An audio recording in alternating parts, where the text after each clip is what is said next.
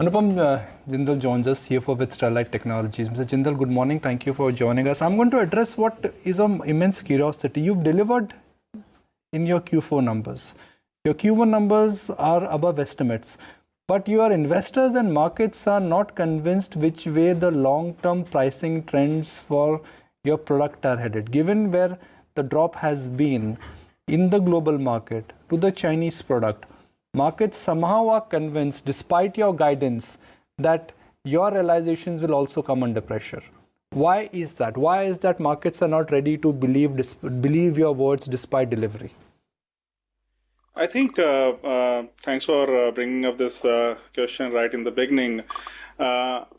This margin, the realization drop has been there, I would say, since October onwards. And we have since then been maintaining that, again, that doesn't reflect the entire industry.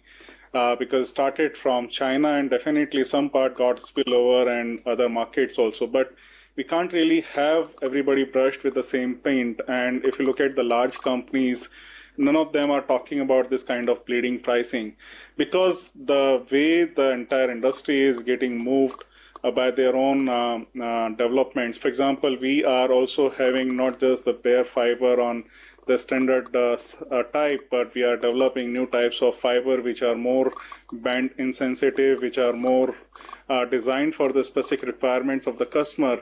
And those are the investment technology we have been doing. We have been talking for about 5-6 years now, and those are the things which are differentiating. Plus the kind of customers you have, the kind of complex requirement you are solving for them. These help you capture the better pricing. As far as the market not believing, I don't blame the market, because definitely they have their own view driven by, in the other industries, they see that if China disrupts something, it gets disrupted forever. Again, I'm not taking that that may not be true in fiber, but what we have seen that in China, that has happened primarily because of the demand getting deferred by 6 months or so. So I won't say that that's going to be sustainable, because the pricing there has gone way below their own cost structure. So at some point of time, when the desperation in local players comes out, the pricing will start moving back up again. And other point is that from demand perspective also, we have seen 2 or 3 years, calendar 17, calendar 18, and current calendar 19, also on a flattish note as far as fiber demand is concerned at a global level, which is about 510 million. The good part is that in spite of China showing some sign of weakness, global demand has grown up in totality by about 2-3% per annum, 4% per annum. That itself is a big positive thing for us to look at if we want to look at the brighter side of the story. And as China has started picking up demand because of the 5G rollout, they have got 5G license distributed. Large top 3 telecom operators have come out openly talking about rolling out their 5G programs, which may happen as early as 2020. So I think that demand has started picking up. It was a 6 to 9 months kind of a delay. In next 6 months, maybe it will remain at the same level. Another thing, that pricing has sort of stabilized at the current level, and we may see some uptick. How big and how soon it will happen, that only time will tell. But we are trying to remain sort of insulated from those developments.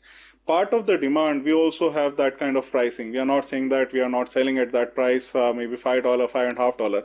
But the large part, and that helps us at a blended level to deliver $7. Now, we have been delivering this kind of pricing in the last 3 quarters, which is roughly about 8-9 months. And we are quite confident with the kind of order book, with the kind of customer engagement we are having, that we can sustain this pricing level. Okay. Anupam, when are your contracts up for renegotiation? So we have, in last 8-9 months, since this pricing scenario had played out, we have got few contracts already renewed, and we have seen even the renewals are happening at some discount, maybe $0.50 or $1 discount than what it was earlier, but not to the kind of pricing we are seeing here. So it's an ongoing process which is happening, and we are not seeing any major stress coming in the order book. Given that a A large part of the Reliance Jio rollout is done. Can you tell us how much you're getting from the government and what the outlook is on that front? I think from rollout point of view, we are having two large projects currently. One is Mahanet, which is from Maharashtra. Another is Navy project we are doing for connecting their overall, creating the network at the sea coastal sites. Those are the last two programs. Apart from that, the private telecom operators, we continue to work. We are really not seeing any sort of slowdown even from RGO side. Maybe some delay here and there, but not a systemic delay. And I think from government side also, most of the states are again planning their own BharatNet or citizen network programs. As and when it comes, we are seeing good traction from some of the states. So we have from our order book our execution plan given in the current year, and we are now building the order book for the next year, including from the private telecom operators. And maybe in next few quarters, maybe in next 1 year or so, we can also look at going out of the country, because we have got reasonable experience in this services business within India for last 4-5 years. We have built good amount of capabilities, and now we are getting good traction from international customers also on this side. That I know you spoke of going outside and looking at the private players, but once the contracts from, say, the Navy dry up, what about scope for that? Can you just tell us what exactly is lined up in terms of your order book and give us some sort of a projection, because Q1 stands at about 9,800 odd crores. Yeah, so I think if you look at this 9,800 crore itself, it's almost like 1.7 times of our annual revenue run rate. That takes care of almost like next 7 quarters for sure. So most of the order book is largely getting delivered in next 7-8 quarters.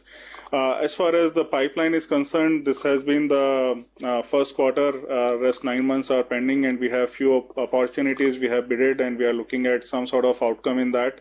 Some of those are L1, which we can't really share at this point of time, but as and when those opportunities come, in services business, we have seen large opportunities are at times lumpy, but we continue to see, even from private telecom operators, smaller opportunities coming in every now and then.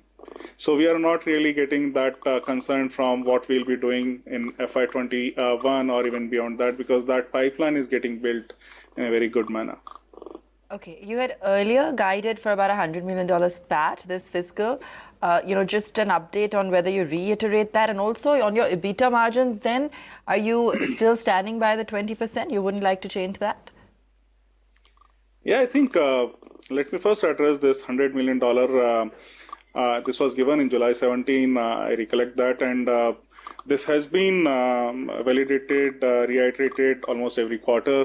And if you look at our performance, that has been sort of reflecting where we are moving. Last year, full year, we had about $80 million of PAT.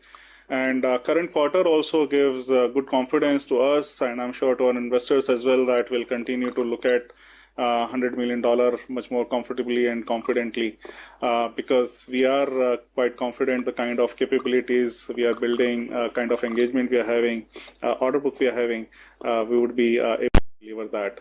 As far as the margins are concerned, we have said that margin at a company level are a reflection of the mix in products and services to the revenue. Last quarter, we were at 50-50. That resulted in 18%. This quarter, we are at 60-40, 60 in products and 40 in services. Margin got reflected accordingly because products is at a higher percentage. The good part is in the current quarter, we had margin improvement even within these two business verticals by 2% in products and about 3% in services. At services, we are saying that now it's going to be about 14% business because over a period of time, whatever learnings we had, those are captured and we are well set. In terms of products, 26% of last quarter became 28%. Right. All right, so we're going to leave it there, completely tight on time. Really appreciate your time and thank you for joining us.